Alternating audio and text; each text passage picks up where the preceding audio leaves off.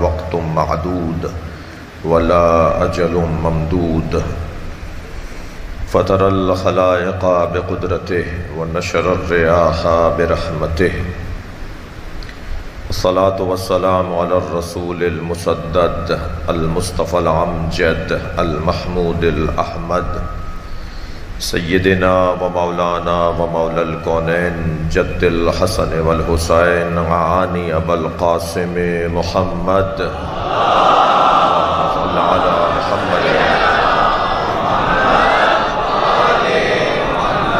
وآله الطيبين الطاهرين المعصومين الذين قال الله إنما يريد الله ليذهب عنكم الرجس أهل البيت ويطهركم تطهيرا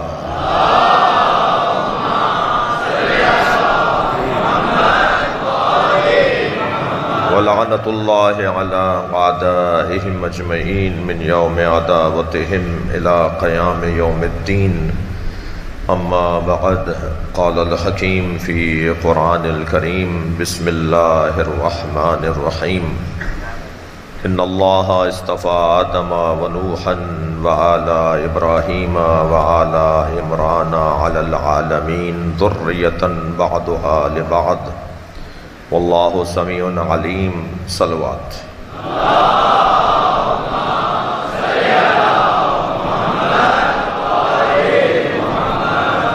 سورہ مبارکہ آل عمران آیت کا نشان ہے 33 اور 34 33ویں آیت اور 34ویں آیت۔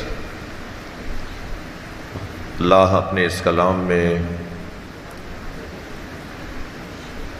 کچھ ہستیوں کے انتخاب کا اعلان کر رہا ہے۔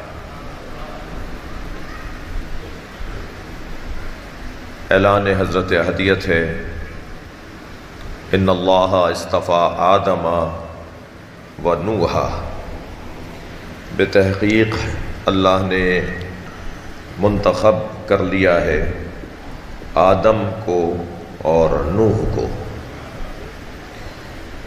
وعلی ابراہیم اور آل ابراہیم کو، وعلی عمران اور آل عمران کو، ذریۃ بعضها لبعض، اور ایک کی اولاد کو دوسرے کی اولاد بنایا ہے۔ واللہ سمیع علیم،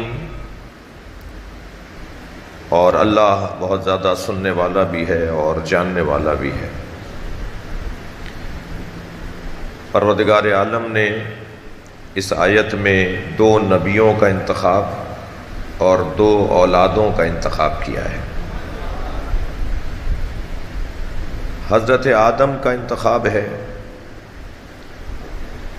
اور حضرت نوح کا انتخاب ہے، ان کی اولاد کا انتخاب نہیں ہے۔ حضرت ابراہیم اور ان کی اولاد کا انتخاب ہے، حضرت عمران اور ان کی اولاد کا انتخاب ہے، اور یہ انتخاب عالمین میں انتخاب ہے۔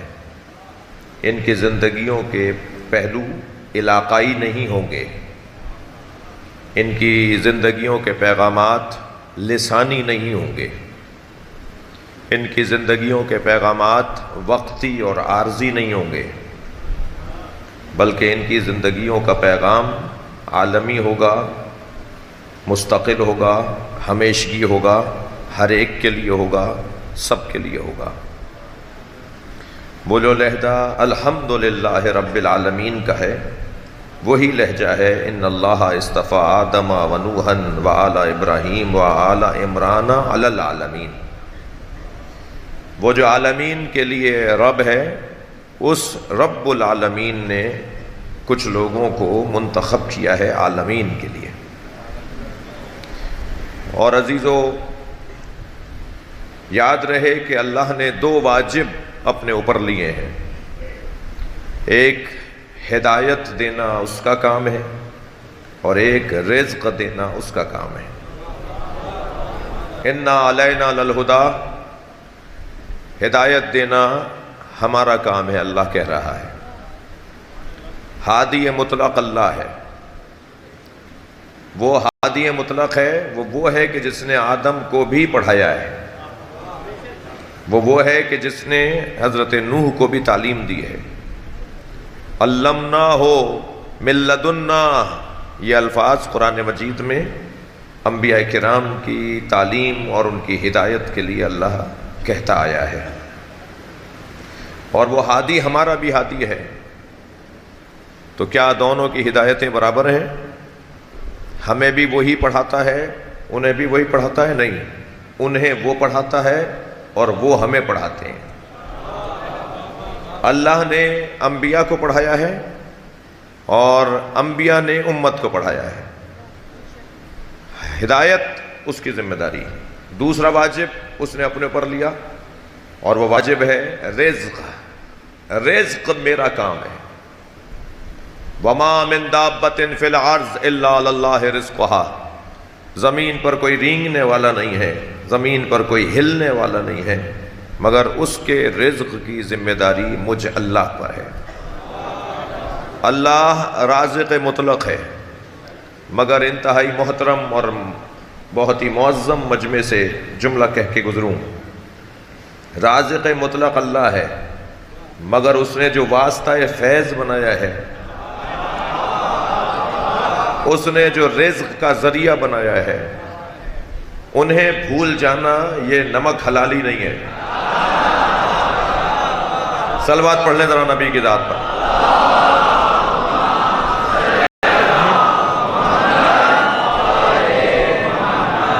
لہذا اس نے جنہیں دیا ہے وہ رازق ہے، اور جنہیں اس نے دیا ہے ان سے جڑنا اس کے رازق ہونے کا اعتراف کرنا ہے۔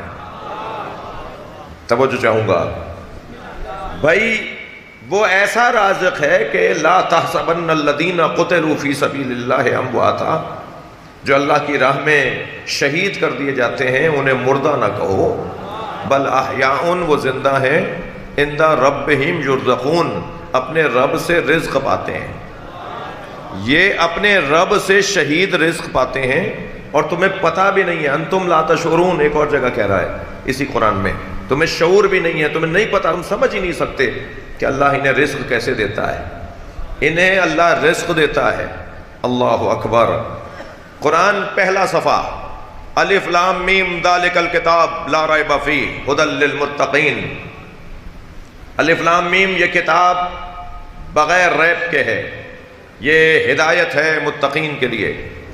متقین کی تعریف یہ ہے کہ الذین یؤمنون بالغیب، متقی اسے کہتے ہیں جو غیب پر ایمان رکھتا ہو، متقی اسے کہتے ہیں جو نماز کو قائم کرتا ہو، متقی اسے کہتے ہیں مما رزقناہم ینفقون، میں اللہ انہیں دیتا ہوں اور وہ بانٹ دیتے ہوں۔ یعنی عام متقی تو اللہ سے لے کے بانٹتا ہو، امام المتقین۔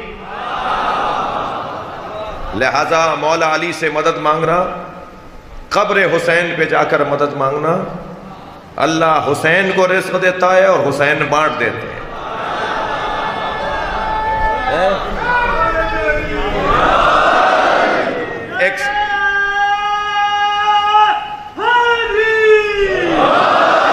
ایک صاحب مجھ سے کہنے لگے کہ مجلس میں آپ کو ملتا کیا ہے؟ تو میں نے جملہ کہا، اگر ہمیں کچھ نہ مل رہا ہوتا تو مجمع کم ہونا چاہیے تھا۔ یہ لوگوں کا مسلسل در حسین پہ آنا، سب سے بڑی دولت میرے بچوں جوانوں امام حسین سے جو ملتی ہے نا، سب سے بڑی دولت وہ اطمینان قلب ہے۔ جب غم دنیا گھیر لے، جب پریشانیاں حلقہ بنا لیں، جب الجھنیں بڑھنے لگیں، جب مصیبتیں تنگ کرنے لگیں، تو کوئی کام نہ کرنا۔ مولا رضا فرماتے ہیں فبکے للحسین، میرے جد حسین پہ آ کے رو لینا، تمہاری پریشانیاں دور ہو جائیں گی۔ کہنے والا کوئی معمولی وجود نہیں ہے، اور اس کی مشق اور اس کی پریکٹس مسلسل ہم کرتے آ رہے ہیں، اور یہ مشق ہمیں مطمئن کرتی چلی جا رہی ہے۔ ہدایت اللہ کا کام، رزق اللہ کا کام، اور اس اللہ نے ہدایت کے نظام کو، ابتدائی مجلس ہے اور ابتدائی بیان ہے میرا، تاکہ آپ کو آئندہ کی 4 مجلسوں میں میرا مضمون آپ کے حوالے ہو جائے۔ وہ اللہ جس نے ہدایت کی ذمہ داری اپنے اوپر لی ہے، اس اللہ نے ہدایت دینے کے لیے جن لوگوں کو منتخب کیا ہے ان کا اللہ اعلان کر رہا ہے۔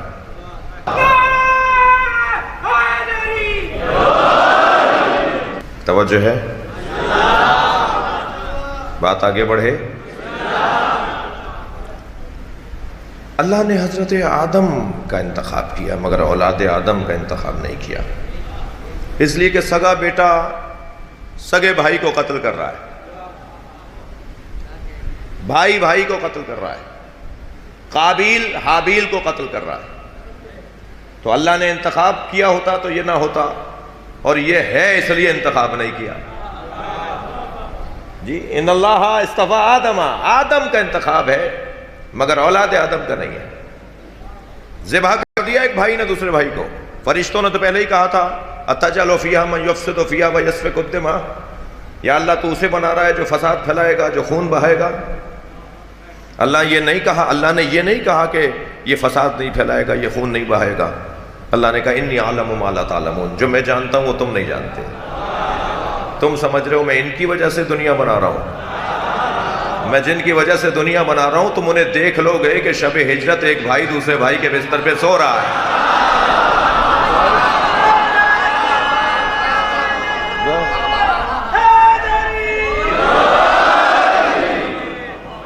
بھائی نے بھائی کو قتل کر دیا، اچھا قتل کر کے طریقہ بھی نہیں آ رہا کہ کہاں دفناؤں، تو پھر ایک کوا اللہ نے بھیجا اور دوسرا کوا بھیجا، دونوں لڑنے لگے اور ایک نے دوسرے کو مار دیا اور پھر دوسرے نے قبر کھودی اور پھر کوے کو لٹایا، تو انہیں سمجھ میں آیا کہ ایسے لٹایا جائے گا۔ تو وہاں حضرت آدم کا تو انتخاب ہے، اولاد آدم کا انتخاب نہیں ہے۔ پھر بات آگے بڑھتی ہے تو اللہ نے حضرت نوح کا انتخاب تو کیا ہے، اولاد نوح کا انتخاب نہیں کیا۔ قرآن مجید میں 2 ہی نبیوں کی زوجاؤں سے متعلق اللہ نے کہا ہے، ایک نوح کی زوجہ اور ایک لوط علیہ السلام کی زوجہ کے لیے، کہ کانتا تحت عبدین من عبادنا الصالحین، یہ ہمارے 2 نیک اور صالح بندوں کی زوجائیں تھیں، فخانتہما، مگر ان دونوں نے نبیوں سے خیانت کی۔ تو کیونکہ نبی کی زوجہ خود حضرت نوح کی زوجہ بات نہیں مان رہی، اور بیٹے کا تو حال یہ ہے کہ کشتی بنائی ہے انہوں نے نجات کے لیے، مگر بیٹا ہی سوار نہیں ہو رہا، زوجہ ہی سوار نہیں، قرآن پڑھ رہا ہوں میں آپ کے سامنے، زوجہ ہی سوار نہیں ہو رہی اس کشتی میں۔ اور حالت یہ ہے کہ جب بیٹے سے بار بار کہا نا کہ بیٹا آ جاؤ، ڈوب جاؤ گے، تباہ ہو جاؤ گے، مر جاؤ گے، برباد ہو جاؤ گے، تو بیٹا مان نہیں رہا تھا حضرت نوح کی بات، تو اللہ نے آواز دی کہ انہ لیس من اہلک، یہ تمہاری اہل میں سے نہیں ہے۔ میرا تو سوال یہ ہے کہ کیا نوح کا بیٹا، حضرت نوح کا بیٹا ان کا اہل نہیں تھا؟ تو یہاں اہل ہے، بیٹا ہے، اور قرآن کہہ رہا ہے کہ اہل میں سے نہیں ہے۔ یہ قرآن نے نظریہ دے دیا، فارمولہ دے دیا کہ اگر اولاد ہو اور باپ کے نظریے پہ نہ ہو تو وہ اولاد ناہنجار کہلاتی ہے، وہ اولاد نابکار کہلاتی ہے۔ اولاد ہو اور باپ کے نظریے پہ نہ ہو، اور اولاد نہ ہو اور اپنے بڑے کے نظریے پر ہو، تو اصل نظریے پہ قائم رکھنا اور رہنا ہے جو عنوان فضیلت ہے۔ وہ کہتے رہے آ جاؤ، مگر سواری نہیں ہو رہا کشتی میں، پہاڑ پہ چڑھنے لگا اور بار بار کہنے لگا جبلن یعصمنی من الماء، یہ پہاڑ ہے جو مجھے پانی سے بچا لے گا۔ اچھا جیسے جیسے پانی بڑھتا جا رہا ہے یہ اوپر ہوتے جا رہے ہیں، اور بار بار کہہ رہے ہیں کہ میں پہاڑ پہ چڑھ جاؤں گا، پانی سے بچ جاؤں گا۔ اب مجھے نہیں پتا کہ ان کی وجہ سے پانی بڑھ رہا تھا یا پانی کی وجہ سے یہ اونچے ہو رہے تھے، اوپر جا رہے تھے۔ غزل کا مصرع کہوں گا تو مجلس کا ادب مانے ہے، صرف اشارہ کہوں گا، اشارے میں کہوں گا کہ شاید پہاڑ بچ جاتا، مگر یہ تو ڈوبے ڈوبے پہاڑ کو بھی لے ڈوبے۔ صلوات پڑھیں ذرا محمد و آل محمد۔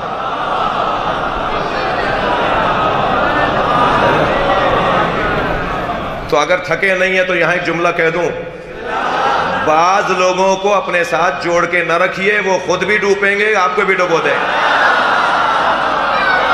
صلوات پڑھیں محمد و آل محمد۔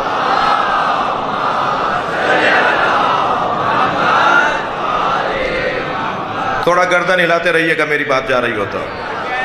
عزیزان گرامی، پیغام یہ ہے کہ حضرت آدم کا انتخاب ہے مگر اولاد آدم کا انتخاب نہیں ہے۔ قرآن کی تفسیر بیان کر رہا ہوں، آیت پر غور کرنے بیٹھا ہوں۔ حضرت نوح کا انتخاب ہے مگر اولاد نوح کا انتخاب نہیں ہے۔ مگر کیا مقام ہے ابراہیم علیہ السلام کا کہ اللہ اعلان کر رہا ہے کہ وَعَلَى ابراہیم، اور ہم نے ابراہیم کی اولاد کو بھی منتخب کیا ہے۔ دیکھیے، جس کی جو خدمت ہوتی ہے اللہ اس کو اس کا صلہ دیتا ہے۔ اولاد ابراہیم کا مقام تو دیکھیے، زوجہ ایسی کہ بے آب و گیا سرزمین پر چھوڑ کر جا رہے ہیں حضرت ہاجرہ کو، اور صرف یہ کہہ کر جا رہے ہیں کہ حکم الہی ہے کہ انہیں یہاں اتار دو۔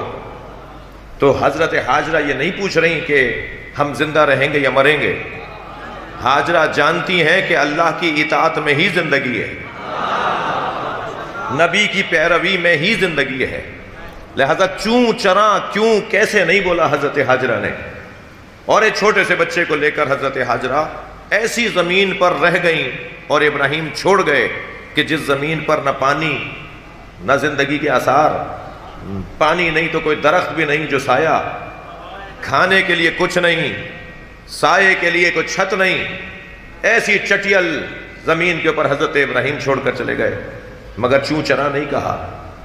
ادھر بچہ جب پیاس سے بلکنے لگا تو آپ کو ایک جگہ پانی نظر آیا تو دوڑی اس طرف کہ پانی ہے، وہاں دیکھا، پہنچی تو دیکھا پانی نہیں ہے، یہ تو سراب ہے۔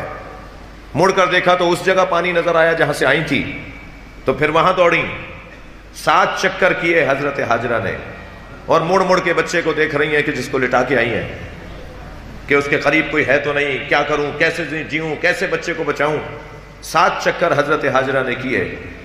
ہاجرہ کے 7 چکروں نے اولاد کو ایک انعام دیا۔ حضرت اسماعیل کے پیروں کی رگڑ سے چشمہ ابلا۔ میرے جوان دوستو، ایک جملہ سنتے جاؤ، محنت ماں باپ کرتے ہیں، نتیجہ اولاد لیتی ہے۔ اب قیامت تک زمزم حضرت اسماعیل کے نام سے منسوب رہے گا، مگر اس کے پیچھے محنت ماں کی ہے۔ آج کی مجلس کے بعد اگر میری خواہش پر کوئی عمل کر سکے، ایک خاص سلام ذرا اپنی ماں کو اور اپنے باپ کو ضرور کرنا، اور خاص سلام کے ساتھ یہ کہہ دینا کہ مجلس سے سن کر آئے ہیں کہ ماں باپ کا احترام ہونا چاہیے۔ کیا دعائیں نصیب ہوتی ہیں ان سے۔ حضرت ہاجرہ نے دیکھا کہ پرندے اتر رہے ہیں اور پرندے اڑ رہے ہیں، اور ایک مرتبہ خیال آیا کہ پرندے تو وہاں آتے ہیں کہ جہاں پانی ہو، تو لوٹی اس جگہ جہاں حضرت اسماعیل کو لٹا کر آئی تھی، تو کیا دیکھا کہ ان کے پیروں کی رگڑ سے چشمہ ابل رہا ہے، اور حضرت اسماعیل اس پانی میں محظوظ ہو رہے ہیں، کھیل رہے ہیں۔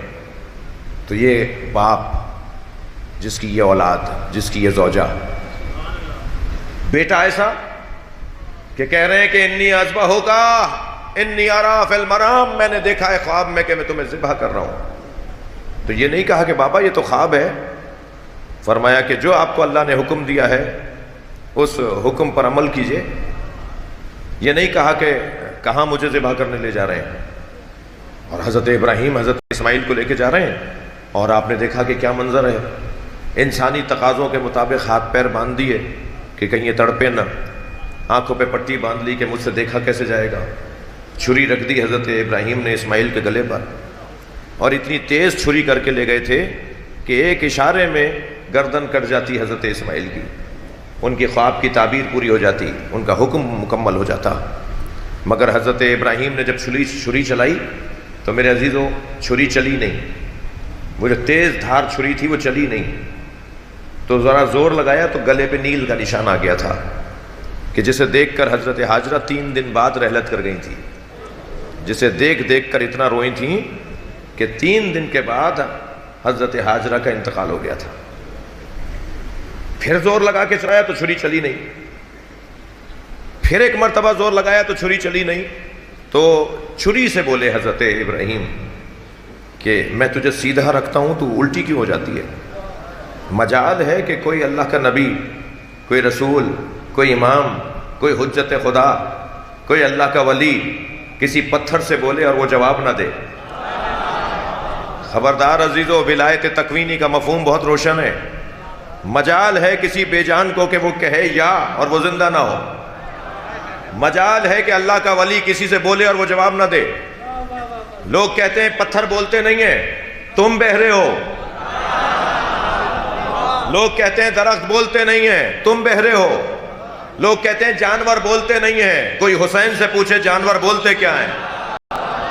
میرے مولا حسین نے 52 جانوروں کی بولی بتائی ہے کہ کبوتر کیا بولتا ہے، مینا کیا بولتی ہے، گھوڑا کیا بولتا ہے، مینڈک کیا بولتا ہے۔ ہر ایک ذکر الہی کرتا ہے اور اللہ کو راضی کرتا ہے۔ حسین مولا کا مکمل ایک باب ہے، کبھی بات ہو کہ کیا کہتے ہیں امام حسین کے جانور کیا کیا بولتے ہیں۔ فرماتے ہیں گھوڑا صبح کے وقت میں جب بولتا ہے تو کہتا ہے اللہم انصر المؤمنین علی الکافرین، یا اللہ مومنوں کو کافروں پہ نصرت عطا فرما۔ جی مثلاً یہ ایک مثال میں نے آپ کو دے دی۔ تو یہ بولتے ہیں بھائی، ہمارا معاشرہ عجیب کمزوریوں کا شکار ہے۔ ایک جگہ میں شمسی بھائی تقریر کر رہا تھا کہ ذوالفقار مولا علی کی مولا سے بات کرتی تھی۔ جی تلوار چلتے میں بولتی تھی علی سے، یا علی اس کی نسل میں مومن آنے والا ہے۔ گھر لے جا کے رکھ دیتے تھے تو جناب زہرا نے ایک دن مولا علی کو فرمایا کہ یا علی آج آپ نے جنگ میں اتنے لوگ مارے، اور فلاں کی جو گردن پہ تلوار ماری تو وہ ایسے لگی، اور فلاں کی پشت میں جو تلوار لگی وہ ایسے، فلاں کے سینے پہ ایسے لگی۔ حضرت نے فرمایا فاطمہ یہ تمہیں کیسے پتا؟ سنگین جملہ کہہ رہا ہوں، سنگین جملہ کہہ رہا ہوں، اللہ کرے منتقل ہو جائے۔ جب پوچھا نا تمہیں کیسے پتا، فرمایا میرا بھائی ذوالفقار مجھے بتاتا ہے۔ لفظ اخی بولا ہے جناب زہرا نے اسے۔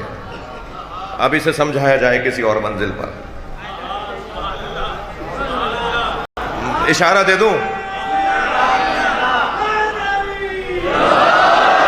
بڑی تھوڑی سنگین سی بات ہو گئی ہے۔ بیوی فرماتی ہے میرا بھائی ذوالفقار مجھے بتاتا ہے۔ یہ سیدہ نے ذوالفقار کو شاید بھائی اس لیے کہا ہے کہ وہ بھی نور ہے، یہ بھی نور ہے، ایک ہی جگہ سے دونوں کی آمد ہے۔ اور واضح کر دوں، ذوالفقار بھی اتری ہے، سیدہ بھی سلبوں سے نہیں آئی ہیں، سیدہ بھی قرآن کی طرح نازل ہوئی ہیں۔ اِنَّا أَعْطَيْنَاكَ الْكَوْثَرَ، جی سلبوں سے ہوتی ہوئی بی بی نہیں آئی ہیں۔ صلوات پڑھیں ذرا محمد و آل محمد۔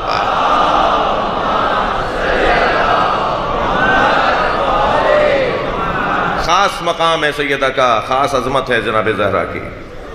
سنگین بات ہے، اسے کسی اور بہتر انداز سے بیان کرنے کی ضرورت ہے۔ کہنے لگیں، فرمانے لگیں کہ مجھے ذوالفقار بتاتی ہے۔ جی تو بی بی سے باتیں کرتی تھی ذوالفقار، بی بی سے بولتی تھی۔ ایک صاحب کہنے لگے کہ مولانا اتنا بڑا مجمع آپ کو سن رہا تھا، کہاں کہاں سے لوگ آئے ہوئے تھے، جی وہ بات کرتے جو بات عقل میں آتی، تو پہلے تو میں ان کو سنتا رہا کہ یہ میری عقل میں آ جائیں، پھر میں نے کہا بھائی جو عقل میں آ جائے وہ علی نہیں ہوتا،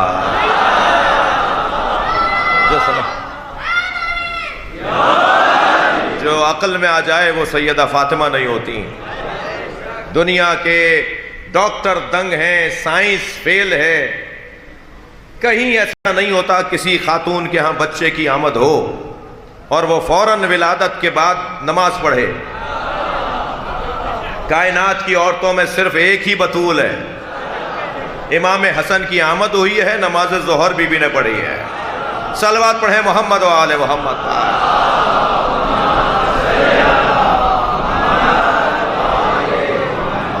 آپ کی توجہات کا شکر گزار ہوں۔ تو حضرت ابراہیم نے فرمایا کہ میں تجھے، اچھا ان صاحب سے میں نے جو جملہ کہا تھا وہ ذرا سن لیجئے، کیونکہ ہو سکتا ہے کہ آپ کے دوستوں میں بھی کوئی ایسا ہو جو فضائل اہل بیت کے موقع پہ عقل زیادہ استعمال کرتے ہیں۔ صلوات پڑھیں ذرا محمد و آل محمد۔ اللہ میں نے ان سے ایک جملہ کہا تھا، وہ آپ کے حوالے کر دیتا ہوں۔ میں نے کہا بھائی تمہارا قصور نہیں ہے، جس معاشرے میں انسان کی بولی نہ سمجھتا ہو وہاں ذوالفقار کی کیا سمجھے گا؟ حضرت ابراہیم نے فرمایا میں تجھے سیدھا رکھتا ہوں، تو الٹی کیوں ہو جاتی ہے؟ اب مجال ہے کہ ابراہیم بولے اور یہ جواب نہ دے، تو فوراً چھری بولی الخلیل امرنی والجلیل نہانی، مجھے خلیل امر کرتا ہے اور جلیل روک دیتا ہے۔ صلوات پڑھیں محمد و آل محمد۔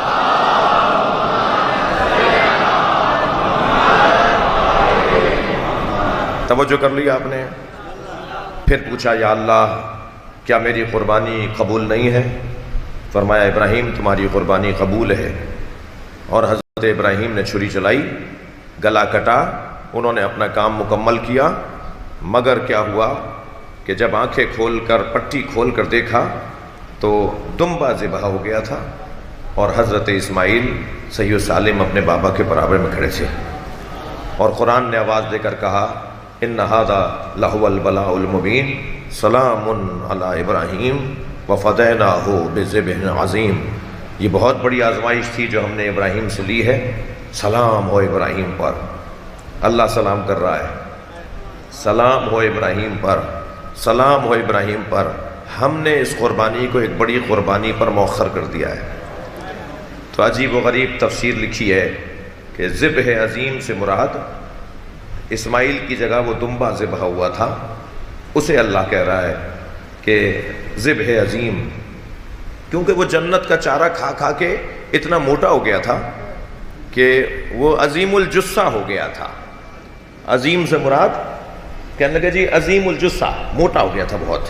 تو اللہ نے کہا کہ ہم نے اسماعیل کی جگہ ایک اور ذبیحہ لٹا دیا جو عظیم ہے۔ آپ نے دیکھا جو علی کو ولی نہیں مانتے وہ پھر ہر عریان کو ولی مان لیتے ہیں، جو اہل بیت کی عظمت کے قائل نہیں ہوتے پھر وہ دمبوں کو بھی عظیم بولتے ہیں۔ توہین کی رٹ لگانے والے جملہ سنیں، توہین کی رٹ لگانے والے جملہ سنیں، حضرت اسماعیل کی جگہ جو دمبا آیا ہے تم اسے عظیم کہہ کے حضرت اسماعیل کی توہین نہیں کر رہے؟ صلوات پڑھیں ذرا محمد و آل محمد۔ جی نہیں، وہ دمبا عظیم نہیں ہے، ڈھونڈو کسی کو جو اسماعیل سے بھی عظیم ہو، ڈھونڈو کسی اور کو کہ جو اسماعیل سے زیادہ عظیم ہو، اور ڈھونڈنے کی ضرورت نہیں ہے۔ علامہ اقبال نے تو تفسیر قرآن بیان کر دی، اللہ اللہ بائے بسم اللہ پدر، بے کے نیچے کا نقطہ پدر علی، اللہ اللہ بائے بسم اللہ پدر، بسم اللہ کی بے کے نیچے کا نقطہ علی، اللہ اللہ بائے بسم اللہ پدر، مانیے ذبح عظیم آمد پسر۔ اور جو قرآن میں ذبح عظیم کا لفظ آیا ہے علامہ اقبال کہتے ہیں وہ علی کا پسر حسین۔ لہذا یہاں آل ابراہیم کا انتخاب ہو گیا، اور پھر اللہ نے آل عمران کا انتخاب کیا ہے۔ بہت دیر لگا دی میں نے اپنی تمہید مکمل کرنے میں۔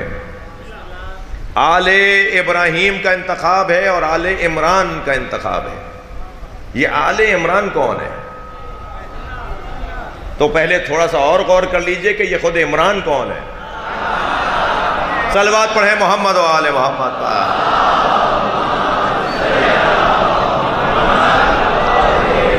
بھئی اس سے اچھی صلوات آپ پڑھ سکتے ہیں۔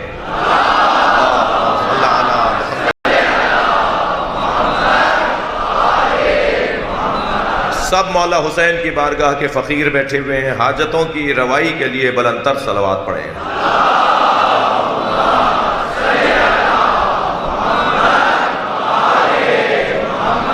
توجہ کر لیا آپ نے؟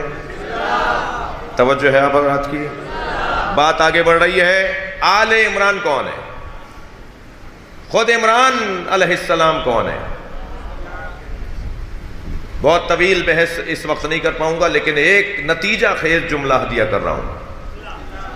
عمران نام ہے حضرت مریم کے والد کا، اور عمران نام ہے ابو طالب کا۔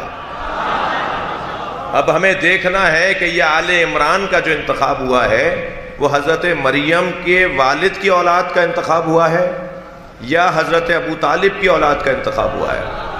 بہت روشن بات ہے کہ اگر حضرت مریم کے والد مراد ہیں عمران سے حضرت مریم کے والد مراد ہیں تو ذرا 2 4 5 نام تو بتاؤ کہ ان کی اولاد کون ہے جن کا انتخاب اللہ نے کیا ہے۔ اور یہ بات اگر نہیں بتا سکتے تو پھر مان لو کہ عمران سے مراد ابو طالب ہیں، اور ان کی اولاد کو کبھی علی کہتے ہیں، کبھی حسن کہتے ہیں، کبھی حسین۔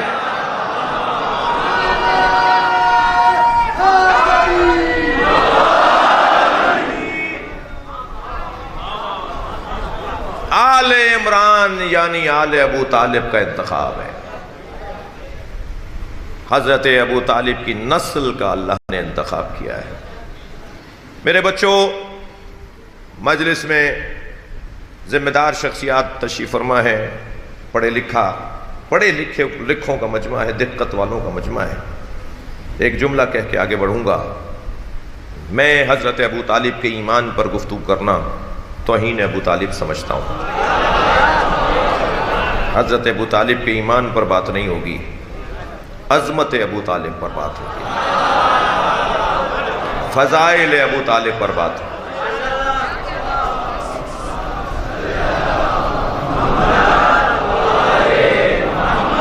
حضرت ابو طالب کے مناقب پر بات ہوگی۔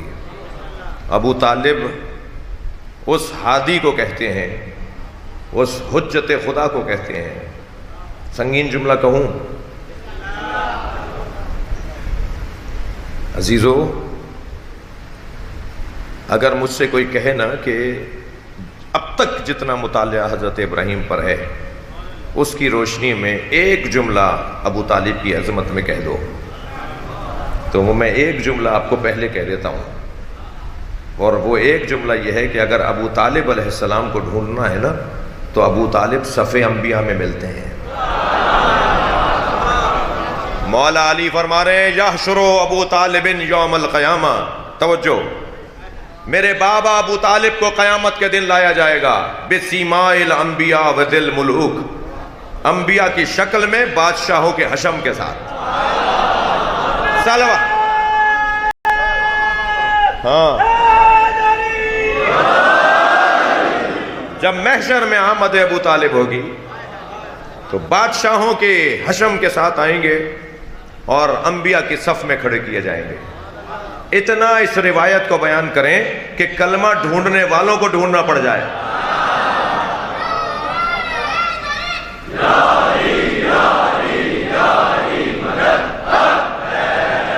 توجہ کر رہے ہیں آپ؟ تھوڑا بولتے رہیے گا۔ میں آج پہلی منزل پر ہوں۔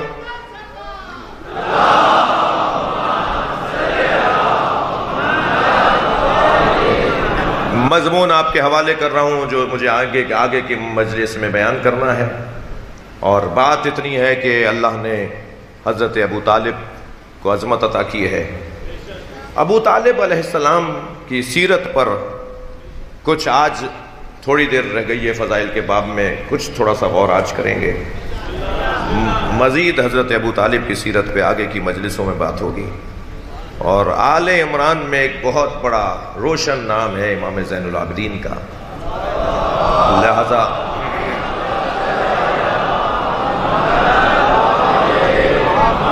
اپنے حصے کی آخری مجلس میں آل عمران میں ایک عظیم نام امام زین العابدین کی تعلیمات پہ غور کریں گے، ان کے فضائل پر غور کریں گے۔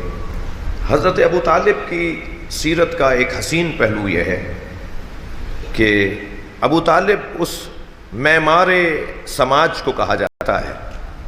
کچھ لوگ ہوتے ہیں جو اپنا گھر بناتے ہیں اور کچھ لوگ ہوتے ہیں جو معاشرہ بناتے ہیں۔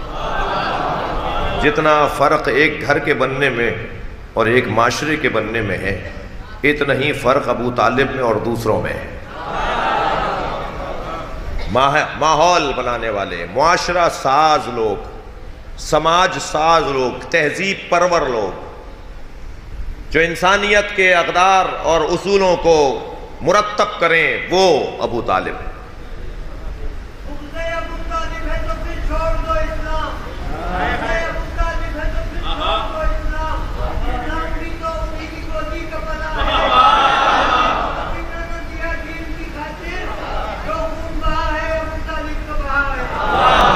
सलवात।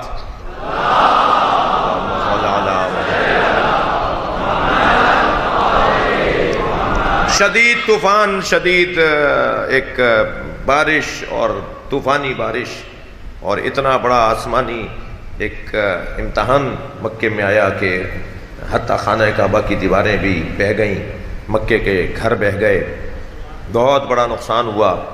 और जिसके नतीजे में खाना काबा तामीर नौ मांग रहा था। 24 कुरैश के कबाइल जमा हुए ये सोचने के लिए कि आखिर काबे को कैसे तामीर किया जाए। तो जब गुफ्तगू आगे बढ़ी और चराग महफिल हज़रत अबू तालिब के सामने आया तो हज़रत अबू तालिब ने फरमाया कि हम में से कोई मेमार नहीं है और मेमार ही बताएगा कि ये घर कैसे बनेगा। तो अबू तालिब ने पहला नज़रिया दिया एक्सपर्ट की राय पर अमल करना, माहिर की राय के ऊपर बात की जाए, माहिर जो कहे उसी के ऊपर तस्लीम कर लिया जाए, उसी पर अमल कर लिया जाए। पूछा अबू तालिब वो कौन है कि जो ये काम करेगा? फलां कबीले के अंदर। आपने पता बताया और उसे बुला लिया गया। उसने बताया कि इसमें इतना माल लगेगा और इतना वक्त इसके अंदर लगेगा और ये ऐसे तामीर होगा और इतना खर्चा इसके अंदर होगा। हज़रत अबू तालिब ने 24 कबीलों में तकसीम कर दिया कि कौन क्या लेकर आएगा। और फिर जब वो दिन आया कि तामीर होना चाहिए तो जैसे ही मजदूर और मिस्त्री आगे बढ़े तो एक अजदहा पहाड़ों से निकल कर आया और काबे के दरमियान में आके बैठ गया। फिर अबू तालिब याद आए और पहुँचे हज़रत अबू तालिब के घर कि अबू तालिब माजरा कुछ ये है। अजीज़ो, पहला समाज साज फैसला अबू तालिब का ये था कि एक्सपर्ट की राय पे अमल करो, माहिर की राय पे अमल करो। और दूसरा समाज साज फैसला अबू तालिब का सुनिए। जैसे ही अबू तालिब आए और देखा कि खाना काबा के अंदर एक अजदहा बैठा हुआ है और माल रखा हुआ है और मजदूर मिस्त्री भी खड़े हुए हैं, तो हज़रत अबू तालिब ने पहले अजदहे को देखा, फिर मजदूरों को देखा, फिर माल को देखा। माल को एक गौर से आंखें भर के देखा और बेसाख्ता फरमाया हराम माल से काबा नहीं बनेगा।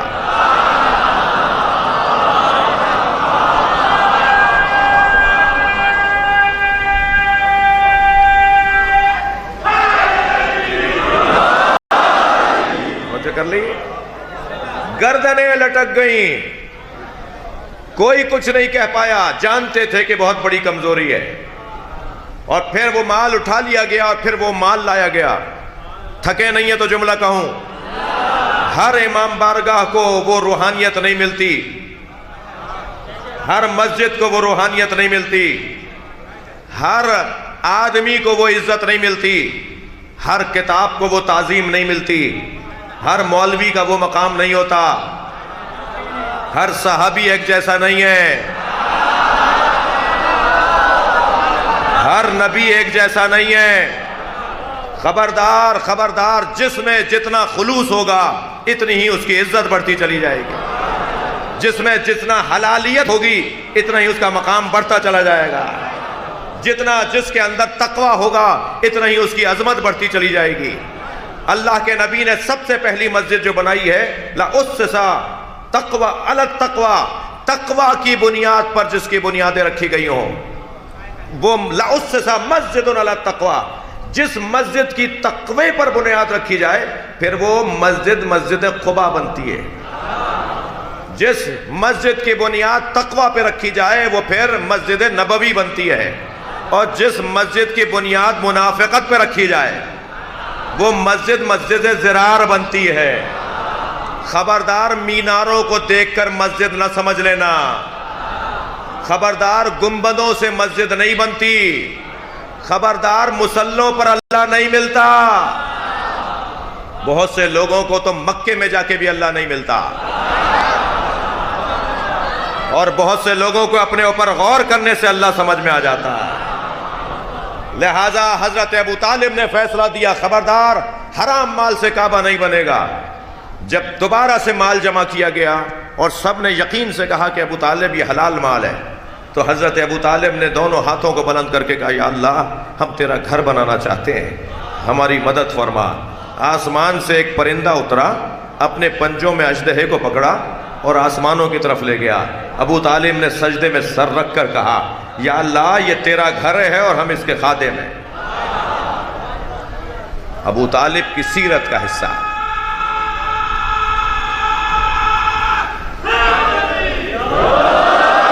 ابو طالب کی سیرت کا حصہ، ایکسپرٹ کی رائے پہ عمل کرو، ماہر کی رائے پہ عمل کرو۔ ہر شعبے کا ایک ماہر ہوتا ہے۔ آئیے اسپیشلسٹ سے ذرا کڈنی کے بارے میں پوچھ کے دیکھیے گا، آپ کو ایک جملہ بھی رائے کے طور پہ نہیں دے گا، صاف منع کر دے گا کہ میرا شعبہ ہی نہیں ہے۔ میں آپ کو لکھ دیتا ہوں کہ فلاں ڈاکٹر سے بات کر لیجئے، مگر میں آئی اسپیشلسٹ ہوں، کڈنی کے بارے میں رائے نہیں دوں گا۔ کڈنی اسپیشلسٹ سے آپ کہیے ذرا دل کی تکلیف کے بارے میں، وہ آپ کو رائے نہیں دے گا۔ دین کو اتنا تو آسان نہ کیا جائے۔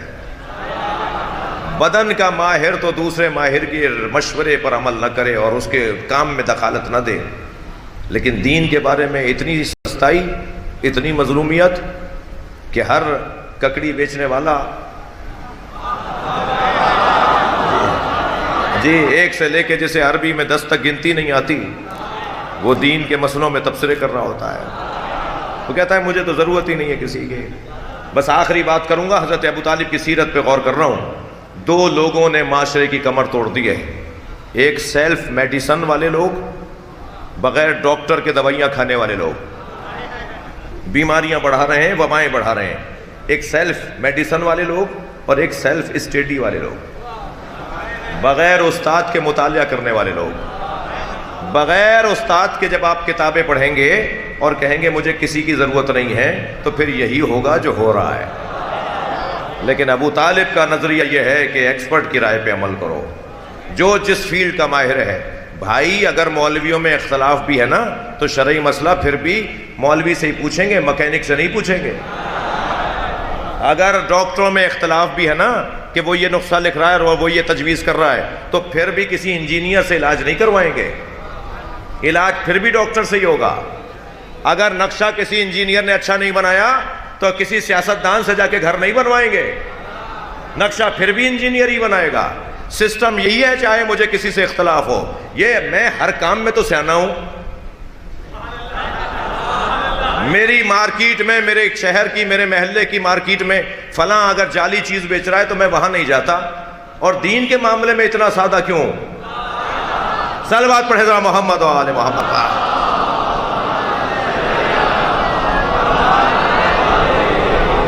ان اللہ اصطفى آدم و نوحا و آل ابراہیم و آل عمران علی العالمین ذریۃ بعضھا لبعض۔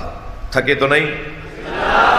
ذریۃ بعضھا لبعض، ہم نے بعض کی ذریت کو بعض کی ذریت بنایا۔ یہ کیسے ہو سکتا ہے کہ ان کا بیٹا ان کا کہلائے، ان کا بیٹا ان کا کہلائے؟ یہ کیا کہہ رہا ہے اللہ؟ یہ قرآن ہے بھائی۔ کیا اعلان ہو رہا ہے کہ ہم نے بعض کی اولاد کو بعض کی اولاد بنا دیا۔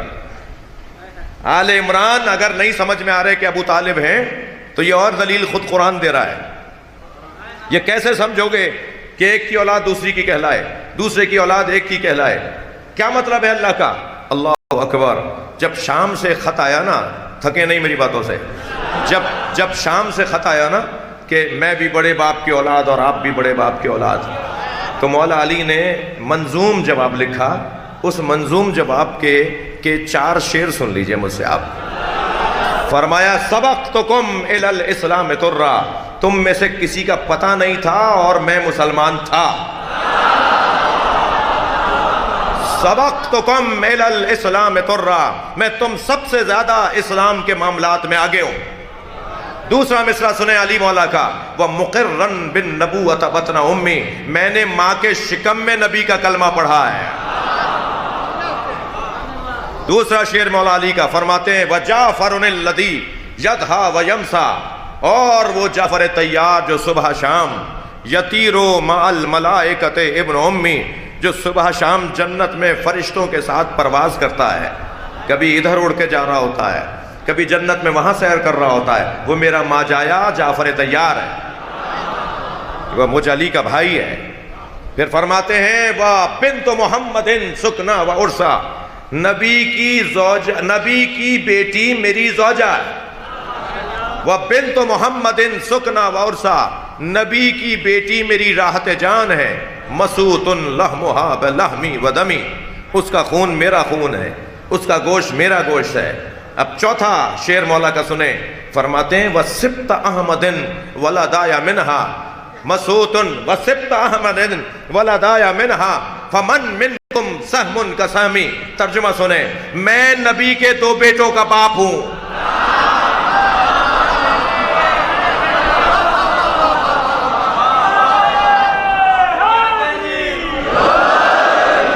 میں نبی کے دو بیٹوں کا باپ ہوں۔ حسن و حسین کہلائیں گے نبی کے بیٹے، مگر باپ ان کا علی ہے۔ یہ ہے قرآن کی آیت کی تفسیر، ذریۃ بعضھا ببعض، ذریۃ بعضھا لبعض۔ ہم نے بعض کی ذریت کو بعض کی ذریت بنایا ہے۔ یہ ہیں علی کے بچے مگر نبی کی اولاد کہلائیں گے۔ یہ خاصہ، یہ آیت مخصوص ہے اس پیغام کے لیے۔ اور نبی کے حسن و حسین جن کے بابا علی، جی فَقُلْ تَعَلُوا نَدْعُوا أَبْنَاءَنَا، کہہ دو میرے حبیب کہ ہم اپنے بیٹے لاتے ہیں۔ وَأَبْنَاءَكُمْ، تم اپنے بیٹے لاؤ۔ تو مباہلے میں جو نبی دو بیٹے لے کے گئے ہیں وہ علی کے بیٹے ہیں۔ تو قرآن نے تو پہلے کہہ دیا کہ ذریۃ بعضھا لبعض، ہم نے بعض کی ذریت کو بعض کی ذریت بنایا ہے۔ اور جب مباہلے میں لے کے چلے تو حسین مولا کو گود میں لیا اور امام حسن کو انگلی پکڑائی۔ اور جب آپ بچے کو گود میں اٹھائیں گے تو بچے کا چہرہ آپ کے چہرے کے ساتھ ہوگا۔ نبی مولا نے مولا حسین کو گود میں اٹھایا تو نبی کے چہرے کے ساتھ جو چہرہ ہے وہ حسین ہے۔ گویا عمل بھی کر کے دکھا دیا، حسین و منی وانا من الحسین۔ صلوات پڑھیں محمد و آل محمد پر۔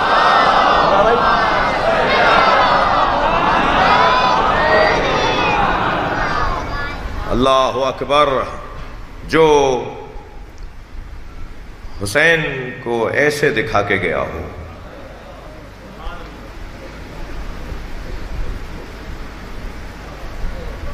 مسجد میں جب مولا آئے تھے، نبی خطبہ دے رہے تھے اور آپ کا کرتا آپ کے پیروں میں الجھا اور آپ زمین کی طرف آئے۔ کون؟ مولا حسین۔ نبی خطبہ دے رہے ہیں، مسجد نبوی اصحاب سے پر ہے۔ تو جیسے ہی گرے نا، گرنے لگے تو نبی نے دور سے کہا حسین۔ میں تاریخ پڑھ کر آپ کو سنا رہا ہوں۔ تو سب نے حسین کی طرف دیکھا اور سارعوا الی الحسین، سب اٹھ کے دوڑے ہیں حسین کی طرف، جی۔ اور یدن بیدن، ایک نے اٹھایا دوسرے نے لیا، دوسرے نے تیسرے نے لیا، چوتھے نے لیا، یہاں تک کہ نبی بھی اتر کے آ چکے تھے۔ اور جب نبی آگے بڑھے تو اصحاب کے ہاتھوں سے ہوتا ہوا جو حسین آ رہا تھا وہ ایک مرتبہ نبی کی گود میں آ گیا۔ نبی نے اپنے بچے کو سینے سے لگایا اور منبر پر اپنی گود میں لے جا کے بٹھایا، اور پھر خطبے کا عنوان ہی بدل گیا۔ اب عنوان حسین تھے۔ جب مولا نے مدینہ چھوڑا تھا نا تو شہر سے باہر ابھی قافلہ گیا تھا کہ حضرت عباس گھوڑا دوڑاتے ہوئے آئے اور کہا مولا ہمارے قافلے کے پیچھے ایک مختصر سا قافلہ آ رہا ہے۔ امام نے فرمایا عباس پوچھا کہ کون ہے؟ کہ مولا صحابی پیغمبر ہیں عبداللہ ابن عروہ غفاری۔ جیسے ہی نانا کے صحابی کا نام سنا نا امام حسین نے، فوراً ذوالجناح سے کہا ذوالجناح میرے نانا کے صحابی تک پہنچا۔ گھوڑا مڑا، امام کو لے کر نانا کے صحابی تک پہنچا۔ امام نے کیا دیکھا؟ کمر خمیدہ ہے، بال سفید ہیں، ہاتھوں میں راشا ہے، ایک غلام اور ایک بیٹا ساتھ ہے، 2 سواریوں پہ سامان لدا ہوا ہے، 3 لوگ ہیں جو چھوٹا سا قافلہ پیچھے جا رہا تھا۔ امام کو آتے ہوئے جب دیکھا انہوں نے تو گھوڑے سے اتر آئے، آگے بڑھ کر حسین کو سلام کیا، امام نے گلے لگایا، فرمایا نانا کے صحابی اس بڑھاپے میں کہاں کا ارادہ ہے؟ کہا حسین تم چھوٹے تھے، نبی خطبہ دے رہے تھے، تم مسجد میں آئے، تمہارا پیر تمہارے کرتے میں الجھا، تم زمین پر گرے، نبی نے گود میں اٹھا کر ممبر پہ تمہیں ساتھ بٹھایا اور ہم سے مخاطب ہو کر کہا تم میں سے اگر کوئی زندہ ہو میرے حسین کو اچھی طرح دیکھ لو، اگر تم میں سے کوئی زندہ رہ جائے اور میرا حسین مدینے سے ایسے جا رہا ہو کہ اس کے بچے اس کے ساتھ ہوں، اس کی بہنیں اس کے ساتھ ہوں، اس کے گھر کی بیٹیاں اس کے ساتھ ہوں، اور تم میں سے کوئی زندہ رہ جائے تو میرے حسین کا ساتھ دینا ضرور جانا، میرے حسین کو اکیلا نہ چھوڑنا۔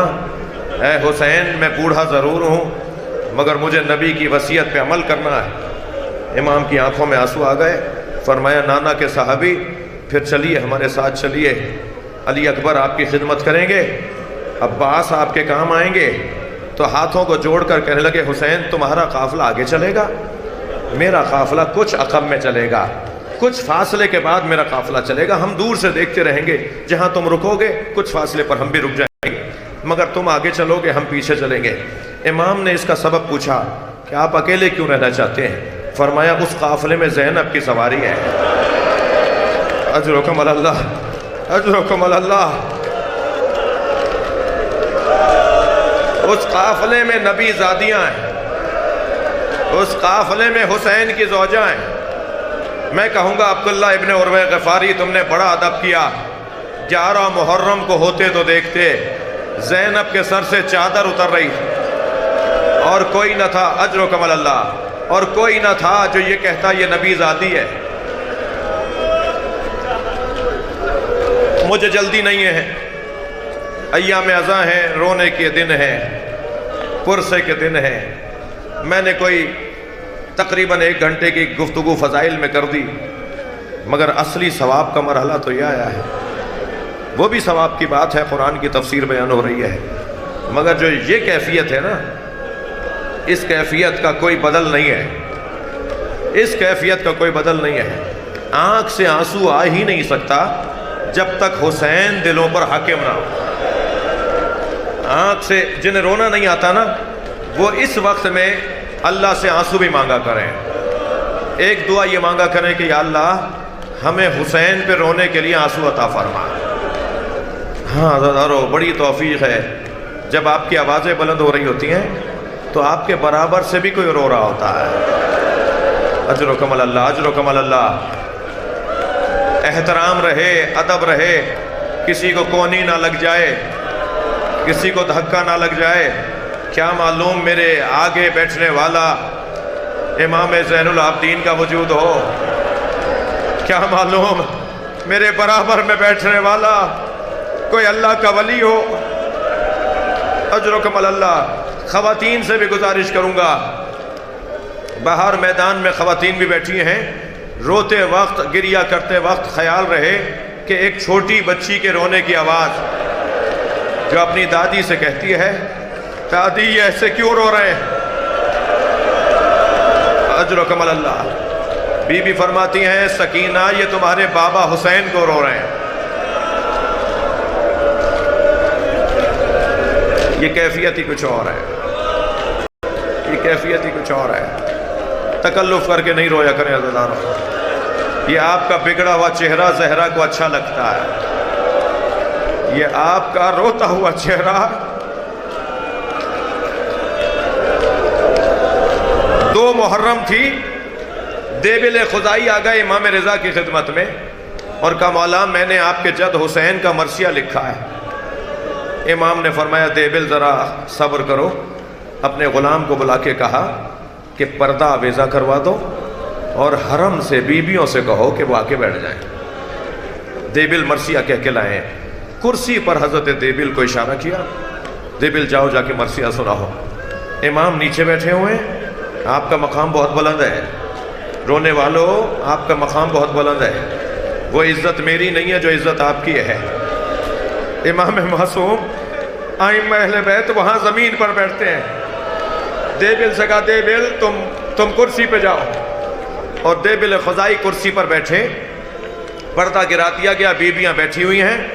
دیبل نے مرثیہ پڑھنا شروع کیا، یا فاتی قومی یبنت الخیر فندبی، اے بہترین مخلوق کی بیٹی فاطمہ جنت البقیع کو چھوڑ کے کربلا آ جاؤ۔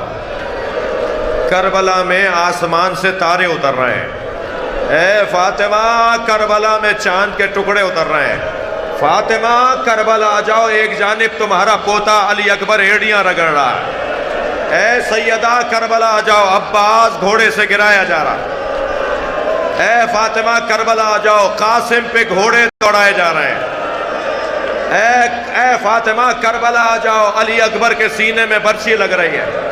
دیبل نے مرثیہ یہاں مکمل کرتے ہوئے کہا، اے فاطمہ جب کربلا میں علی اکبر پہ رو لو تو کربلا میں اس جگہ آ جاؤ جہاں حسین گھوڑے سے گرایا جا رہا۔ ساری بیویوں کے رونے کی آوازیں، امام کے اصحاب کے رونے کی آوازیں، خود امام رضا بہت گریہ کر رہے تھے۔ امام نے روتے ہوئے فرمایا، دیبل مرثیہ تو تم نے مکمل کر دیا، اب اس میں 2 مصرے اور بڑھا دو، اور دیبل 2 مصرے یہ بڑھاؤ کہ اے فاطمہ جب کربلا میں حسین کو رو چکو تو خراسان میں اپنے غریب بیٹے کی قبر پہ آ جائے۔ اجر و کمل اللہ، تھکے نہیں عزادارو، اپنی آوازوں کو آزاد کریں گے۔ دیبل نے کہا، مولا مجھے نہیں پتا کہ بی بی کے کون سے بیٹے کی قبر خراسان میں ہے، تو امام نے فرمایا مجھ غریب کو خراسان میں مارا جائے گا، مجھے غربت میں خراسان میں دفنایا جائے گا، میرے جنازے پر بہنیں نہیں ہوں گی، میرے جنازے پر میرے بچے نہیں ہوں گے، مجھے غیر جنازہ اٹھا کے دفنائیں گے۔ اجر و کمل اللہ۔ دیبل نے 2 مصرے بڑھائے، اے سیدہ جب کربلا میں رو چکو تو خراسان میں اپنے غریب بیٹے علی ابن موسیٰ الرضا کی قبر پر آ جانا جسے وہاں غربت میں مارا جائے گا۔ ابھی دیبل نے رونے والوں، دیبل نے ابھی یہ جملہ کہا تھا، کنیز پردہ ہٹا کے باہر آ گئی اور کہنے لگی دیبل معصومہ قوم بے ہوش ہو گئی ہیں۔ بی بی معصومہ سے برداشت نہیں ہوا، حضرت معصومہ قوم روتے روتے بے ہوش ہو گئیں۔ میں سارے مجمع کو اپنے ساتھ لے کے چلوں؟ بی بی یہ سارا مجمع آپ کی خدمت میں ہاتھ باندھے کھڑا ہے، آپ سے خبر شہادت برداشت نہیں ہوئی، سلام ہو زینب کبریٰ پر، 70 قدم کے فاصلے سے دیکھتی رہی، شمر خنجر چلاتا رہا، علی کی بیٹی بار بار فریادیں کرتی رہی، کوئی ہے جو میرے ماں جائے کو بچائے۔